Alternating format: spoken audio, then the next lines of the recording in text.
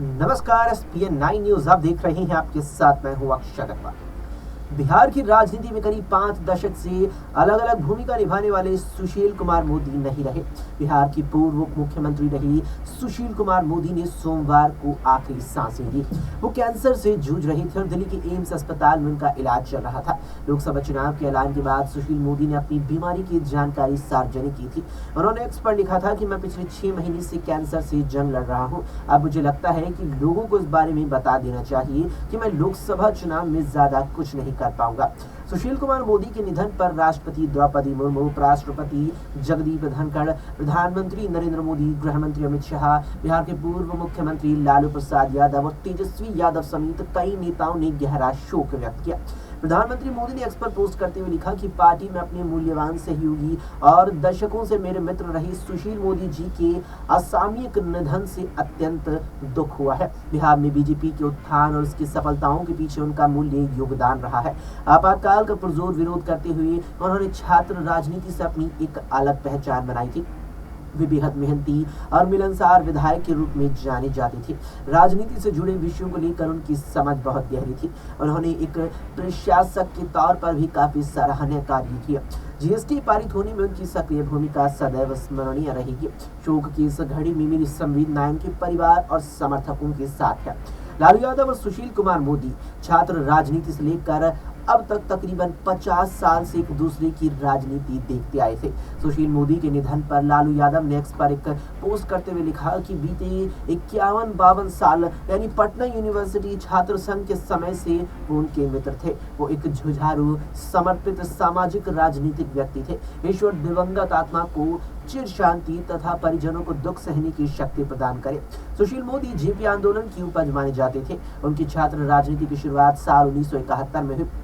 उस वक्त वो पटना विश्वविद्यालय छात्र संघ की 5 सदस्यीय कैबिनेट के सदस्य निर्वाचित हुए थे। 1973 में वो महामंत्री चुने गए। उस वक्त पटना विश्वविद्यालय छात्र संघ के अध्यक्ष लालू प्रसाद यादव और संयुक्त सचिव रविशंकर प्रसाद थे।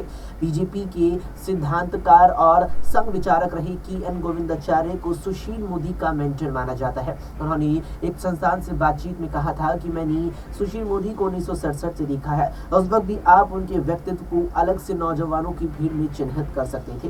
सादगी, मितव्ययता, किसी काम को बहुत केंद्रित और अनुशासित होकर करना उनकी खासियत थी। जेपी आंदोलन के प्रभाव में आने के बाद उन्होंने पोस्ट ग्रेजुएशन में पटना विश्वविद्यालय में दाखिला लेकर पढ़ाई बीच में ही छोड़ दी।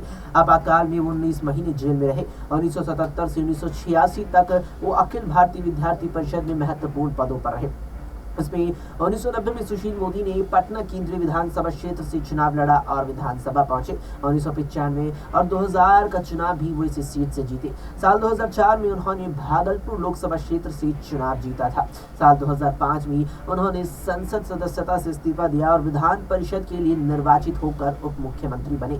साल 2005 से 2013 और फिर 2017 से 20 के दौरान वो बतौर उप मुख्यमंत्री अपनी भूमिका निभाते रहे। इस दौरान वो पार्टी में भी अलग अलग दायित्व संभालते रहे।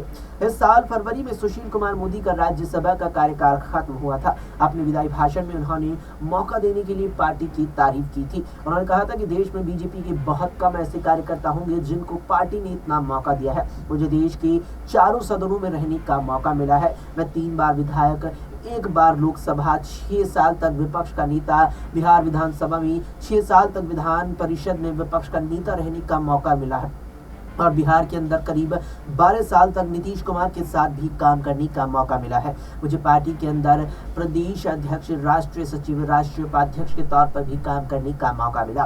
राजनीति में कोई आदमी जिंदगी भर काम नहीं कर सकता है, लेकिन सामाजिक तौर पर आजीवन काम कर सकता है। मैं संकल्प लेता हूँ कि जीवन के अंतिम क्षण तक मैं सामाजिक कार्य करता रहूंगा। इस भाषण के आखिर में उन्होंने बजट भाषण को दोनों सदनों के संयुक्त अधिवेशन में कराने की सलाह दी थी। सुशील कुमार मोदी के जानने वाले उन्हें समय से आगे रहने वालों में से एक मानते हैं।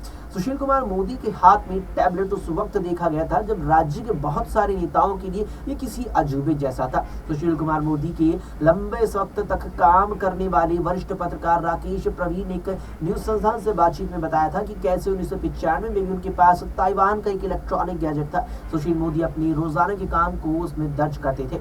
सुशील मोदी के अंतर धार्मिक शादी की थी। ट्रेन से एक लंबे सफर में उनकी मुलाकात जेसी जॉर्ज से हुई थी और 1987 में दोनों ने शादी कर ली। आशीर्वाद देने के लिए अटल बिहारी वाजपेयी, नानाजी देशमुख और कर्पूरी ठाकुर भी शादी में शरीक हुए थे। उनके दो बेटे हैं। लालू यादव के साथ छात्र राजनीति शुरू करने वाले सुशील मोदी ने उन्हें जेल पहुंचाने में भी अहम भूमिका निभाई थी। इस बात को उनकी पर्सनल वेबसाइट पर भी प्रमुखता से जगह दी गई है। साथ ही वो लालू लीला नाम से एक किताब भी लिख चुके हैं, जिसमें उन्होंने लालू प्रसाद यादव के परिवार से जुड़े कथित घोटालों के बारे में लिखा है। वो साल 1996 में चारा घोटाला में पटना हाईकोर्ट में सीबीआई की जांच की मांग को लेकर याचिका दायर करने वालों में से एक थे। साल 2015 में जेडीयू आरजेडी की सरकार बनने के बाद सुशील मोदी के निशाने पर फिर से लालू परिवार आया। उन्होंने 4 अप्रैल 2017 से लालू परिवार की बेनामी संपत्ति को लेकर लगातार 44 प्रेस कॉन्फ्रेंस की। नतीजा ये हुआ कि 26 जुलाई 2017 को सरकार गिर गई। नई सरकार 27 जुलाई को बनी, जिसमें सुशील मोदी फिर उप मुख्यमंत्री बने। बिहार के वरिष्ठ पत्रकार कन्हैया भेलारी कहते हैं कि सुशील मोदी पर अक्सर बीजेपी के लोग संगठन को कमजोर करने का आरोप लगाते थे। बातचीत में वो कहते हैं कि बीजेपी के लोगों ने आरोप लगाए थे कि सुशील कुमार मोदी नीतीश कुमार के लक्ष्मण बनकर उन्हें ही सत्ता में बनाए रखना चाहते हैं। यही वजह थी कि 2020 के विधानसभा चुनाव के बाद उन्हें किनारे कर दिया गया, क्योंकि बीजेपी के लोगों को लगता था कि उनकी वजह से वो अकेले सरकार नहीं बना पा रहे हैं। बिहार में शराबबंदी में भी सुशील मोदी की भूमिका का जिक्र कन्हैया भेलारी करते हैं। वो कहते हैं कि नीतीश कुमार पूर्ण शराबबंदी के पक्ष में नहीं थे, लेकिन सुशील मोदी ने ललकारते हुए नीतीश कुमार को पूर्ण शराबबंदी करने के लिए कहा था, जिसके कुछ खास नतीजे देखने को नहीं मिले। वो कहते हैं कि सुशील मोदी जानते थे कि पूर्ण शराबबंदी सफल नहीं होगी, बावजूद इसके उन्होंने नीतीश पर दबाव बनाकर इसे लागू करवाया। इससे राज्य में शराब माफिया बढ़ी और कई लोगों की मौतें हुई। वो कहते हैं कि जब सृजन घोटाले में सुशील मोदी की बहन पर आरोप लगे तो वो काफी दुखी हुए। भेलारी कहते हैं कि सृजन घोटाले के समय वे परेशान हुए और उन्होंने सफाई दी कि उनकी बहन अलग रहती है और उनका इससे कोई भी लेना देना नहीं है। लेकिन बीते सोमवार को जिस तरीके से सुशील कुमार मोदी की निधन की खबर सामने आई, उसने हर किसी को हैरान कर दिया। साथ ही बताते चले कि सुशील कुमार मोदी 3 बार बिहार की उप मुख्यमंत्री रह चुके हैं। इसके अलावा जैसे कि हमने तमाम दर्शकों को बताया कि वो बिहार विधानसभा के सदस्य, बिहार विधान परिषद के सदस्य, लोकसभा के सदस्य, यहाँ तक कि बिहार की भागलपुर लोकसभा सीट से भी चुनकर वो सदन तक अपना रास्ता तय कर चुके हैं। इसके अलावा एक वक्त में वो बिहार में भारतीय जनता पार्टी की ओर से मुख्यमंत्री पद के प्रबल दावेदार भी थे। ऐसे में कहा जाता है कि नीतीश कुमार की एक दोस्त बीजेपी में हमेशा से रही, वो सुशील कुमार मोदी ही थे। सुशील कुमार मोदी नीतीश कुमार के साथ भी लंबे समय से साथ रही हैं।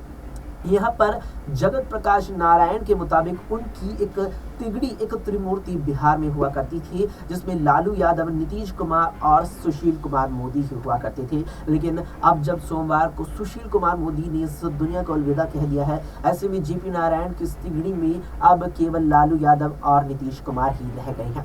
बताते चले कि नीतीश कुमार का जब साल 2013 में बीजेपी के साथ गठबंधन टूटा और फिर जब 2022 में बीजेपी के साथ गठबंधन दोबारा से टूटा, तो वहां भी सुशील कुमार मोदी की अहमियत काफी रही।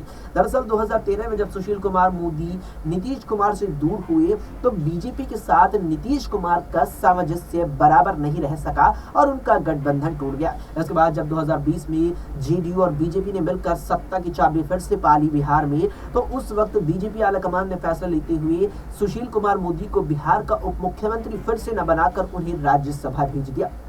राज्यसभा भेजे जाने से सुशील कुमार मोदी और नीतीश की एक बार फिर से दूरी बढ़ गई। लिहाजा उस वक्त ये बड़ी बात की तरह माना जा रहा था कि नीतीश कुमार अब यहाँ आपसी सामंजस्य बेहतर तरीके से बीजेपी से नहीं बैठा पाएंगे, और ये देखने को भी मिला, जिसके बाद 2022 में फिर से उनका बीजेपी से गठबंधन टूट ही गया।